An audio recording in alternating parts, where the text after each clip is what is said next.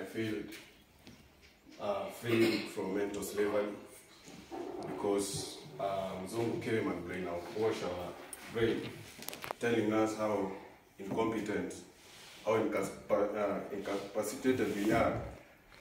So with this mentorship for freedom, I would like to thank Engineer Oku and Dr. Oderi for opening and enlightening our minds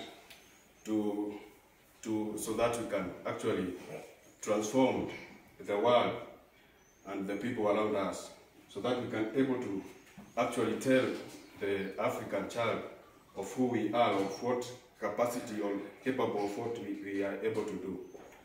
So I would like to say that today I've been I know that I have known I'm from the roots of greatness, because our forefathers have won already this battle. What I only need to do is to